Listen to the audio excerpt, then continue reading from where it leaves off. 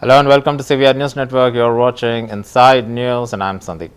Union Minister Kiran Rijiju visited the Nizamuddin Dargah where he offered a chadar on behalf of Prime Minister Narendra Modi, emphasizing the message of brotherhood, peace and harmony. Rijiju shared that the gesture was a part of a tradition that promotes love and tranquility in the country. He also mentioned plans to carry the chadar to Ajmer Sharif Dargah the following day, underlining the importance of such religious practices in strengthening national unity and fostering positive prayers for the future.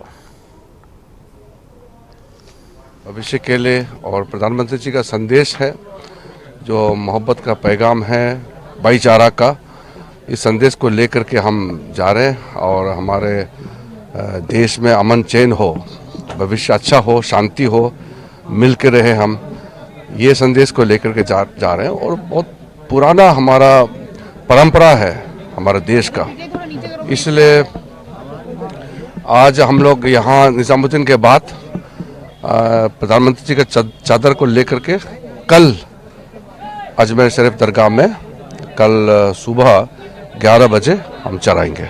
और sir, जिस तरह से दरगाहों को लेकर के और मंदिरों मस्जिदों को नहीं, इसका बात यहाँ दरगाह में हम खड़े हैं तो ये वाला सवाल मत कीजिए। सर, सौरभ भारद्वाज कह रहे हैं कि क्या चुनाव के टाइम अब दरगाह और मस्जिद याद आ रहे हैं? नहीं, ऐसा नहीं, हम इस पे नहीं पढ़ते हैं, हम दुआ मांग रहे हैं और देश का भविष्य के लिए हम काम कर रहे हैं। चलो थैंक यू सर। अरे सर को लोना कहाँ गए जमाल साहब? मैं प्रधानमंत्री जी का चादर जो अजमेर शरीफ दरगाह में जाना है उसको लेकर के हम जा रहे हैं, तो निजामुद्दीन दरगाह में होते हुए जाना बहुत अच्छा होगा, ऐसा समझ करके हम यहाँ आए हैं। और दरगाह में सब लोग से मिले, यहाँ में बहुत अच्छा लगा, हम दुआ मांगे सब ने भविष्य के लिए। और प्रधानमंत्री जी का संदेश है जो मोहब्बत का पैगाम है, भाईचारा का, इस संदेश को लेकर के हम जा रहे हैं और हमारे देश में अमन चैन हो, भविष्य अच्छा हो, शांति हो, मिल के रहे हम, ये संदेश को लेकर के जा रहे हैं। और बहुत पुराना हमारा परंपरा है हमारे देश का, इसलिए आज हम लोग यहाँ निजामुद्दीन के बाद प्रधानमंत्री जी का चादर को लेकर के कल अजमेर शरीफ दरगाह में कल सुबह 11 बजे हम चढ़ाएंगे। और सर, जिस तरह से दरगाहों को लेकर के और मंदिरों मस्जिदों को नहीं, इसका बात यहाँ दरगाह में हम खड़े हैं तो ये वाला सवाल मत कीजिए। सर, सौरभ भारद्वाज कह रहे हैं कि क्या चुनाव के टाइम अब दरगाह और मस्जिद याद आ रहे हैं? नहीं, ऐसा नहीं, हम इस पे नहीं पढ़ते हैं, हम दुआ मांग रहे हैं और देश का भविष्य के लिए हम काम कर रहे हैं। चलो थैंक यू सर। अरे सर को लोना कहाँ गए जमाल साहब? मैं प्रधानमंत्री जी का चादर जो अजमेर शरीफ दरगाह में जाना है उसको लेकर के हम जा रहे हैं, तो निजामुद्दीन दरगाह में होते हुए जाना बहुत अच्छा होगा, ऐसा समझ करके हम यहाँ आए हैं। और दरगाह में सब लोग से मिले, यहाँ में बहुत अच्छा लगा, हम दुआ मांगे सब ने भविष्य के लिए। और प्रधानमंत्री जी का संदेश है जो मोहब्बत का पैगाम है, भाईचारा का, इस संदेश को लेकर के हम BPSC aspirants held a protest at Narpatganj voicing their demand for a re-examination. The protesters, led by local leaders including Rajesh Ranjan and Pappu Yadav, condemned the alleged brutality and the police lathi charge on students.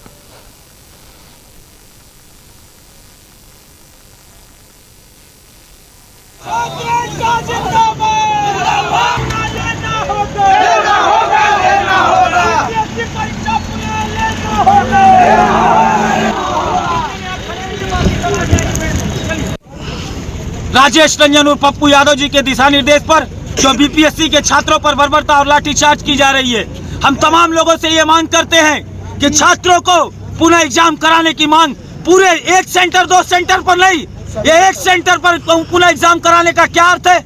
जब लगभग 921 सेंटरों पर exam हुआ, 4,80,000 छात्रों के जीवन का सवाल है। और वो 4,80,000 छात्र कौन है जो कल हमारे लोक सेवा आयोग में बिहार के विभिन्न उच्च पदों पर सेवा देने का काम करेंगे?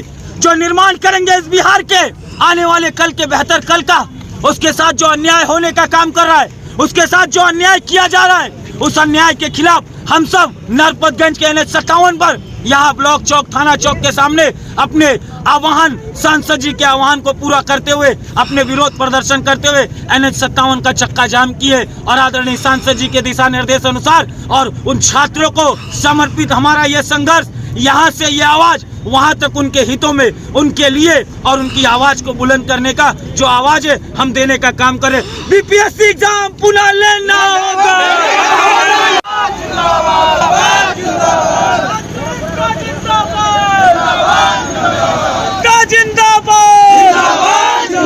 BPSC परीक्षा पुनः लेना होगा। BPSC परीक्षा पुनः लेना होगा। BPSC परीक्षा पुनः लेना होगा। जिंदाबाद। नीतीश कुमार हाय हाय। परीक्षा पुनः लेना होगा। जिंदाबाद। जिंदाबाद। नीतीश कुमार हाय हाय। बारी सरकार मुर्दाबाद। छात्र हितों का हनन हुआ तो छात्र हितों का हनन हुआ तो छात्र हितों का हनन हुआ तो छात्र हितों का हनन हुआ तो छात्र जिंदाबाद। Surendra Rau's report. Congress leader criticized Uttar Pradesh Chief Minister Yogi Adityanath, Bihar CM Nitish Kumar, Uttar Pradesh Minister Ashish Patel, Delhi LG VK Saxena and Union Home Minister Amit Shah. Rajput accused BJP of discrepancies between their words and actions, particularly focusing on corruption and mishandling of key issues. He called Ashish Patel the father of corruption due to alleged irregularities in teacher promotions. Rajput also criticized the BJP for its role in the demolition of the temples in Delhi and pollution issues. He rebuked Amit Shah's claims about reduced terrorist incidents in Kashmir, highlighting ongoing security concerns. Additionally, he dismissed Arvind Kejriwal's letter to RSS chief Mohan Bhagwat, calling it a political stunt.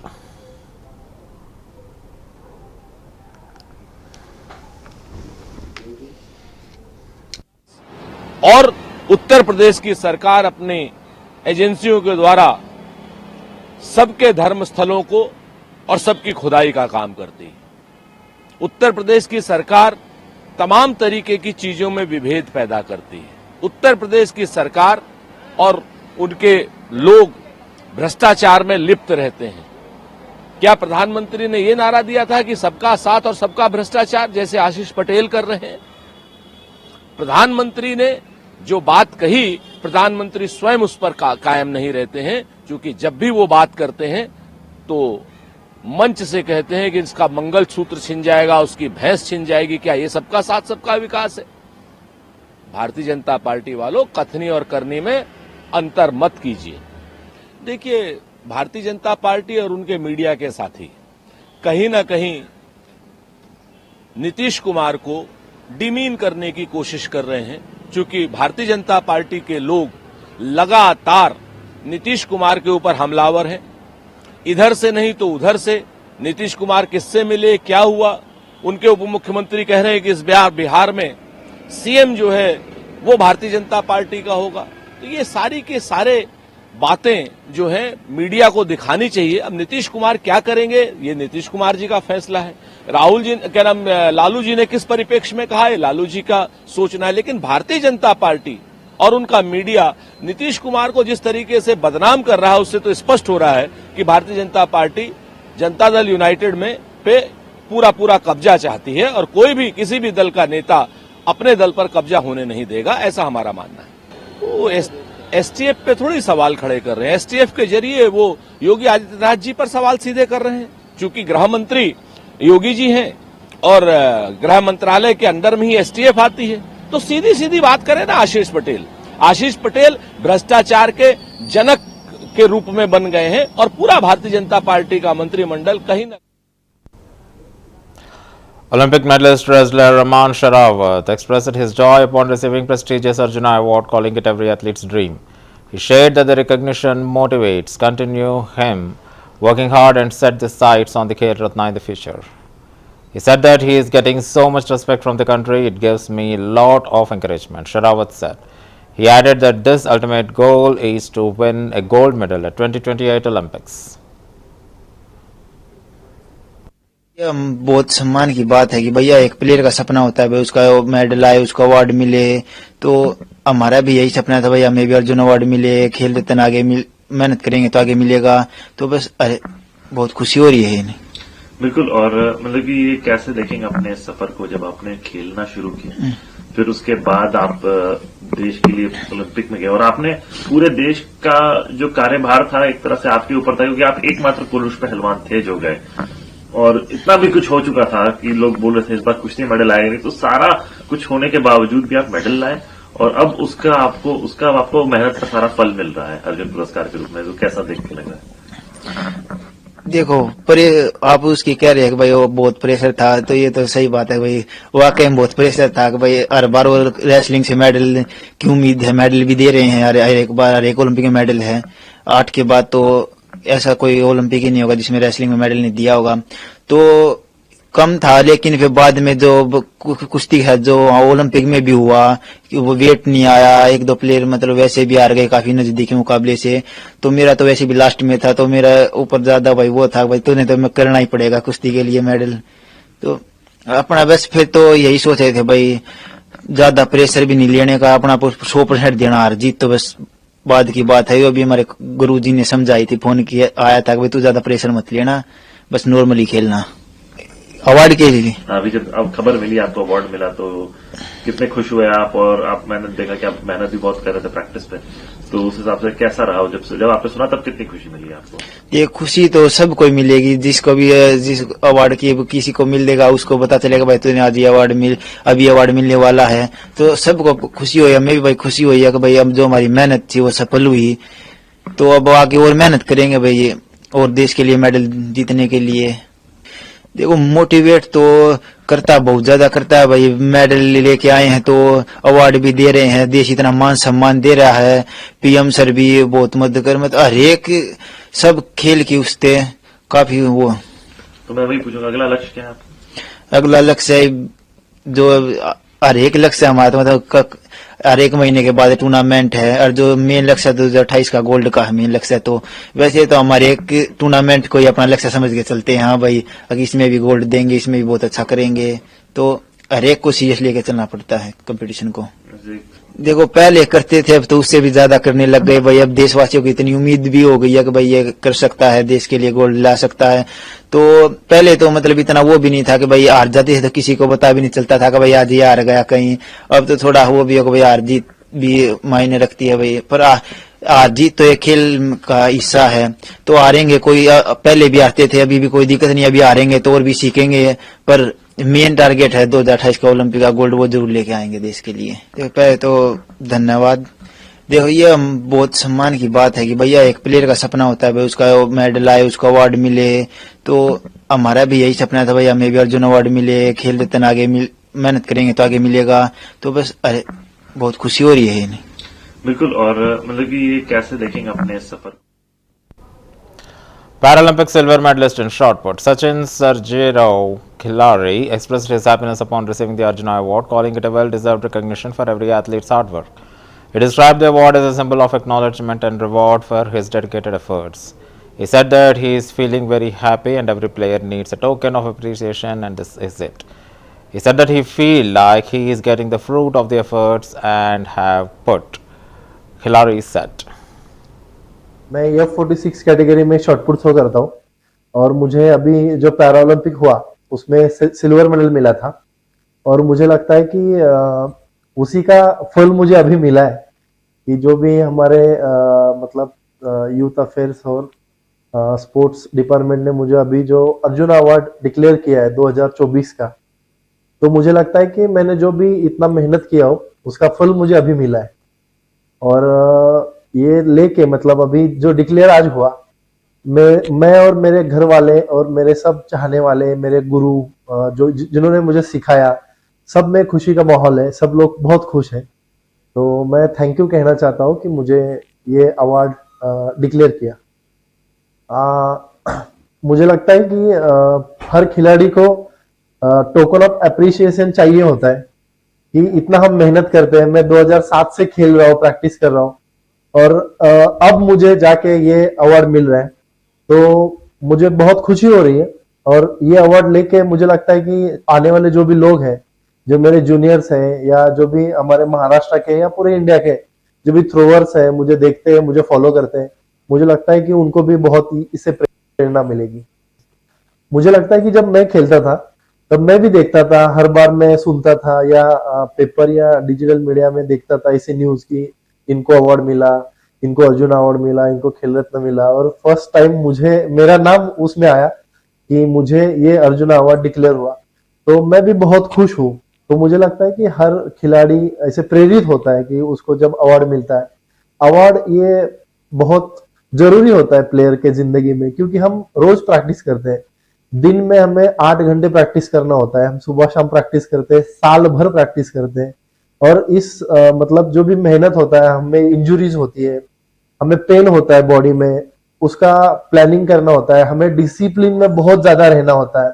तो मुझे लगता है कि ये discipline और hard work की जिंदगी में हमें जो भी ऐसे सुकून भरे लम्हे मिलते हैं, जो ये अवार्ड है, मुझे लगता है कि आने वाली पीढ़ी को भी, मतलब जो भी लोग हैं, आने वाले प्लेयर्स हैं, उनको भी ये जरूर प्रेरणा देगा, अच्छा लगेगा उनको।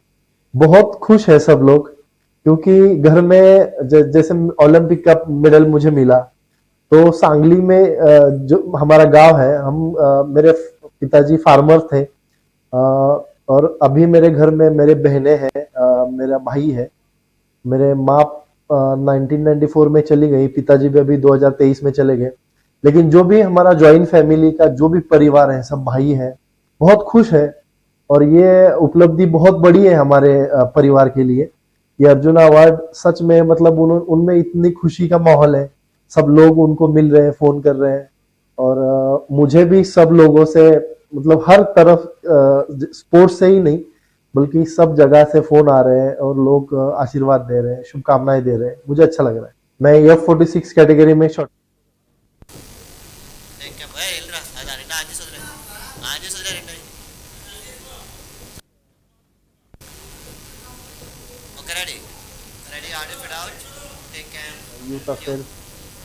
Paralympic bronze medalist and para-badminton player Nitya Sri Sivan expressed her joy and pride upon receiving the Arjuna Award. She described the recognition as a wonderful way to begin the new year and a great source of motivation. I'm very happy and proud the new year has begun with a happy news. It is a motivation for me to work even harder, Sivan said, emphasizing her determination to continue striving for excellence.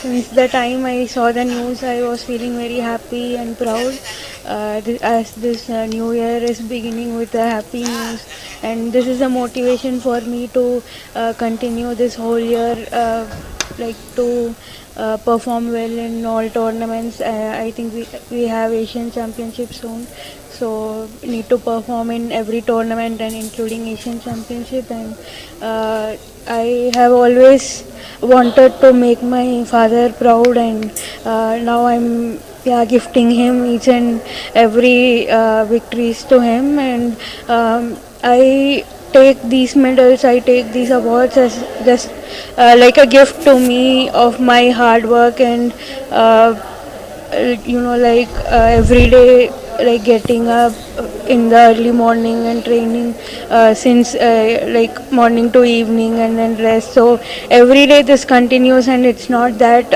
easy to do, of course. And when the results is coming, it really feels very happy, and a satisfaction is there that yes, I'm doing the right thing here. So yeah, very happy and proud. What do you say, Nityaji, the government considering your hard work? Do you think government is doing a nice job? They are really supporting, especially para athletes. Recent times, I have personally got so much support from the central government, and it's really helpful for athletes to perform in every level of tournament, because if we take sports, it's like support is really necessary. Since the time I saw the news, I was feeling very happy and proud.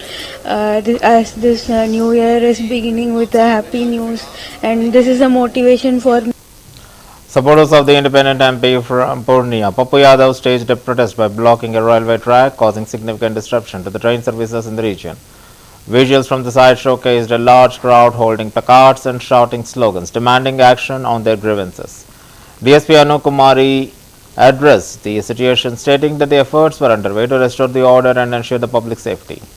She said that we are engaging with the protesters to resolve the issue peacefully and minimize inconvenience to the public. She assured the blockade sparked mixed reactions, with some supporting the cause while others criticized the disruption to the essential services.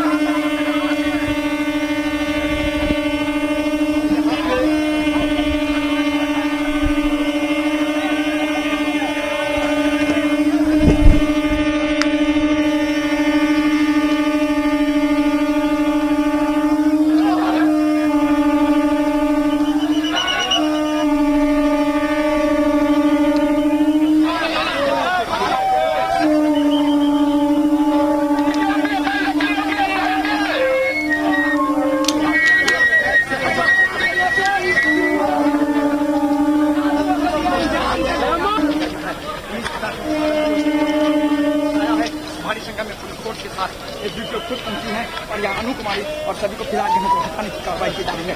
कहा जा सकता है कि किस rail लोको अभियान की घोषणा की गई थी उसके तहत हिमालय हॉल को पूरी तरह जाम कर दिया।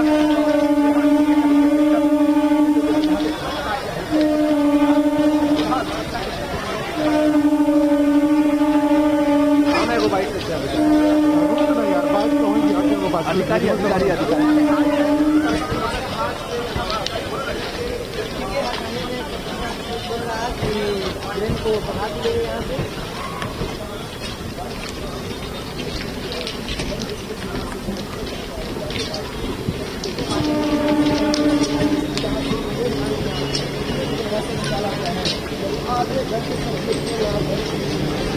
यहाँ से आगे बढ़ाया गया है। तो आप समझिए किस तरह के हालात हैं।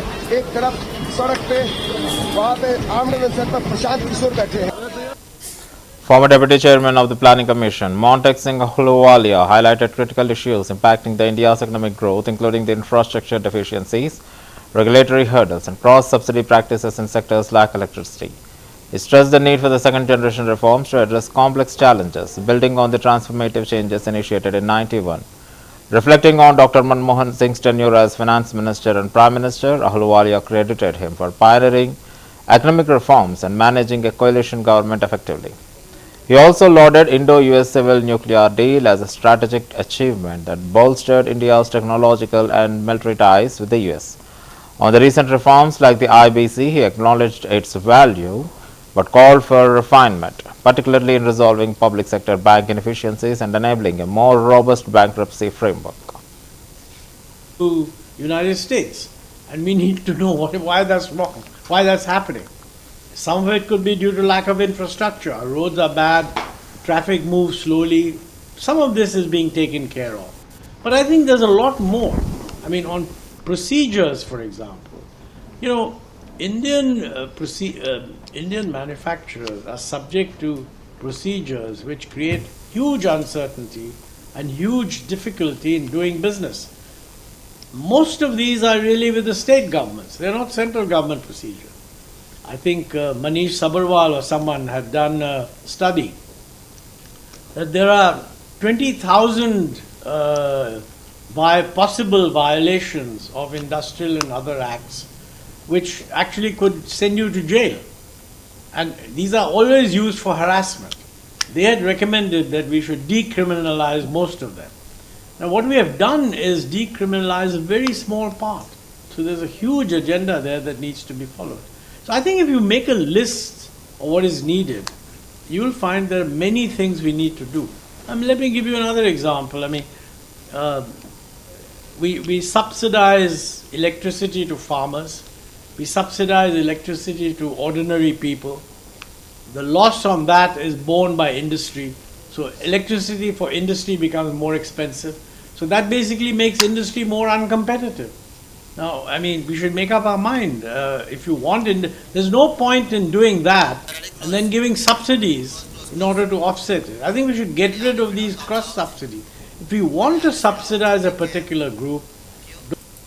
And that's the end of the Inside News. Keep watching CBR News English.